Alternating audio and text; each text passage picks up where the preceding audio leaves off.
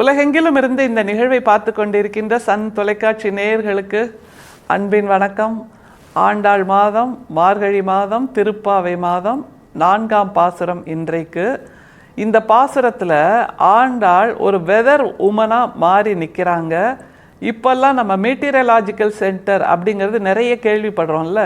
இப்போ மழை பெய்யும், இப்போ புயல் வரும், இப்போ வெள்ளம் வரும் அப்படின்ற தகவல்களை எல்லாம் சொல்லுகின்ற அந்த விஞ்ஞான கருவிகளை கொண்டு இயங்குகின்ற அந்த நிலையை ஆண்டாள் இந்த பாசுரத்தில் சொல்லித்தர்றா. அதில் மிக முக்கியமாக நம்ம உணர வேண்டியது மழை கடவுள்.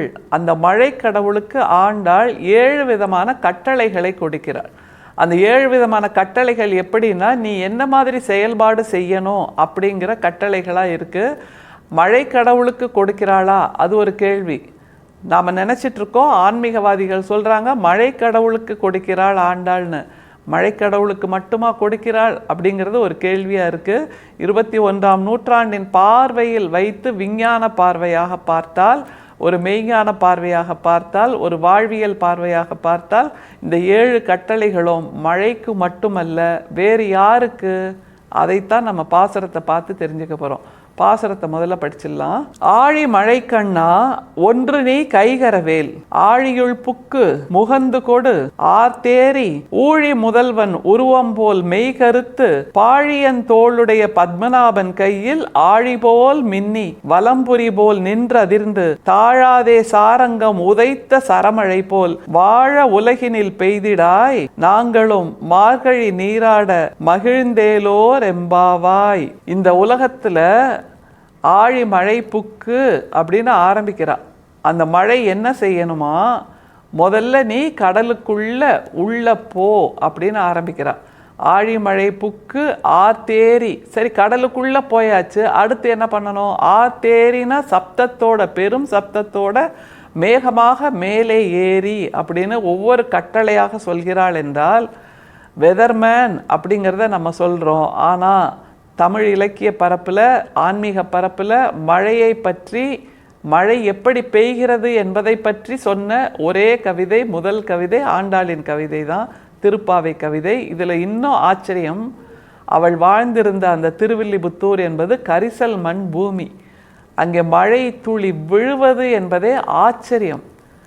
வானம் பார்த்த பூமி அப்படின்னு சொல்லுவோம்ல, அந்த மானாவாரி பயிர்கள் மட்டுமே விளையக்கூடிய அந்த பூமியில், கந்தக பூமியில் மழை எப்படி பெய்ய வேண்டும் என்ற கதையை ஆண்டாள் சொல்கிறாள். என்றால் அவளுக்குள் இருக்கின்ற ஞானத்தை தான் நாம் வியந்தாக வேண்டும். எப்படி அவளுக்கு இப்படிப்பட்ட விஞ்ஞானம் கிடைத்தது? எப்படி அவளுக்கு இப்படிப்பட்ட மெய்ஞானம் கிடைத்தது?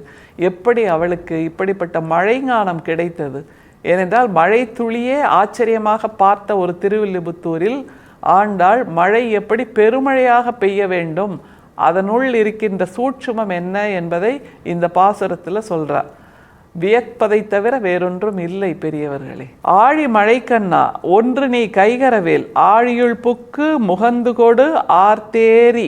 ஆழியுள் புக்கு உள்ள போ, முகந்து கொடு அந்த கடல் நீரை எடுத்துக்கோ, ஆர்த்தேரி பெரும் சப்தத்தோட மேலே போ அப்படின்னா அந்த கடல் நீர் உள்ளே இருந்து ஆவியாகி மேகமாக மேலே வானத்துக்கு செல்கிறது அப்படிங்கிற அந்த பயணத்தை துவக்குகிறாள் ஆண்டாள். ஆச்சரியம். அந்த காலத்தில் விஞ்ஞான வகுப்பு இருந்ததா? விஞ்ஞான போதனைகள் நடந்ததா? எப்படி ஆண்டாள் அதையெல்லாம் கற்றுக்கொண்டாள் அப்படிங்கிற கேள்வியை நமக்குள் விதைக்கின்ற ஒரு பாசுரமாக இது இருக்குது. சரி, ஆர்த்தேரி மேலே போன்னு சொல்கிறாள்ல, அதுக்கப்புறம் என்ன செய்யணுமோ அதையும் சொல்கிறா பாருங்க. ஊழி முதல்வன் உருவம் போல் மெய்கருத்து. இது ரொம்ப முக்கியம். ஏன்னா நமக்கே தெரியும், மேகம் அப்படியே கருமேகமாக வரும், ஆனால் மழை பெய்யாமல் அப்படியே கலைஞ்சு போயிடும்ல. அப்படியாக இல்லாமல் ஊழி முதல்வன், அந்த ஊழி முதல்வனை போல் மெய்கருத்து.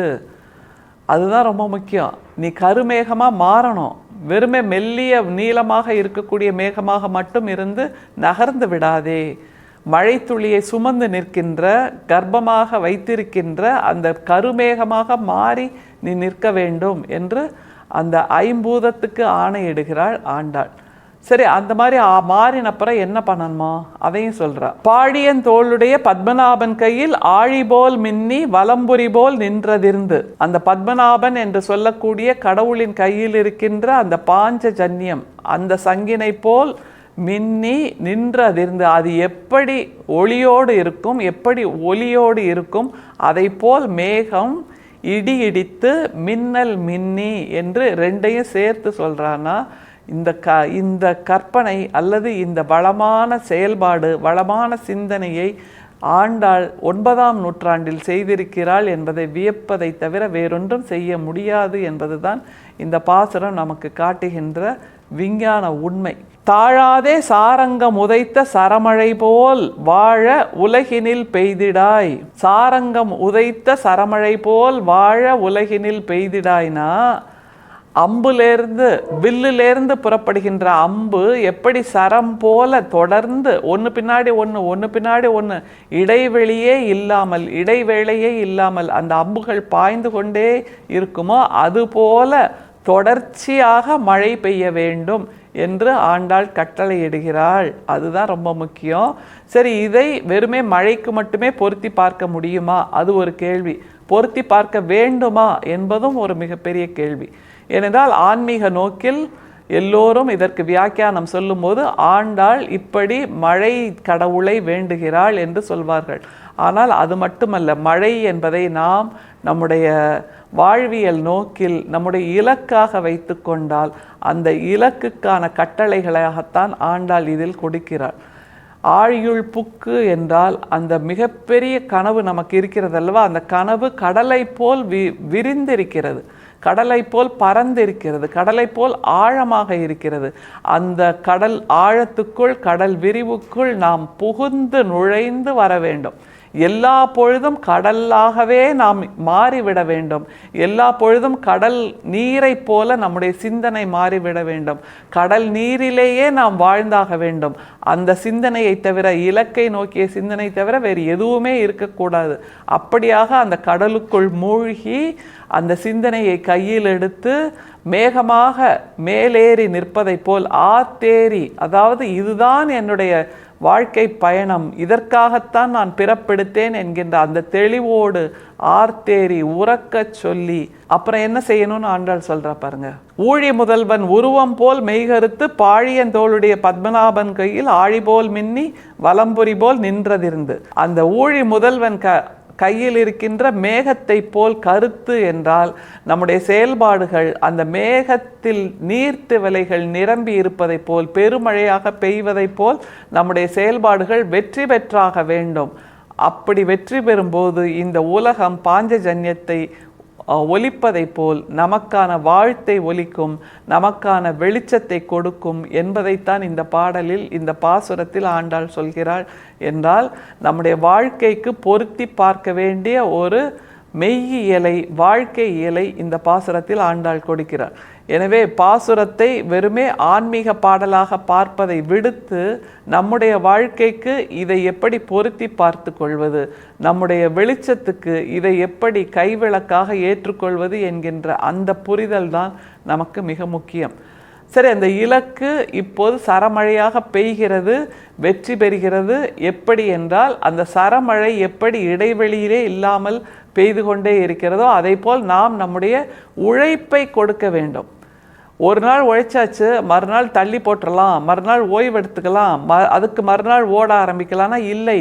சரமழையை போல் நாம் தொடர்ந்து ஓடிக்கொண்டே இருக்க வேண்டும். அந்த இலக்கை பின்பற்றி கொண்டே இருக்க வேண்டும்.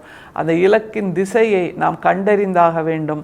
ஓய்வு என்பது வெற்றிக்கு பின் பார்த்து கொள்ளலாம். ஆனால் வெற்றிக்கு பின் அந்த வெற்றியை தக்க வைக்கின்ற முயற்சியில் நாம் மீண்டும் ஓடுவோமே தவிர வெற்றிக்கு பின்னும் ஓய்வு என்பது இருக்காது. ஆனால் வெற்றியின் ருசியை நாம் அறிந்து விட்டால், நிச்சயமாக இந்த பாஞ்சஜன்யத்தின் ஒளியை நாம் உணர்ந்து விட்டால், அந்த வெளிச்சத்தை நாம் உணர்ந்து விட்டால் உழைப்பதற்கு தயங்கவே மாட்டோம்.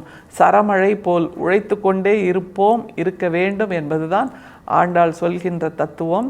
தன்னுடைய தோழிகளுக்கு அவள் கேட்கிறாள், எல்லே இளங்கிளியே இன்னும் உறங்குதியோ என்று. மீண்டும் சந்திப்போம். நன்றி, வணக்கம்.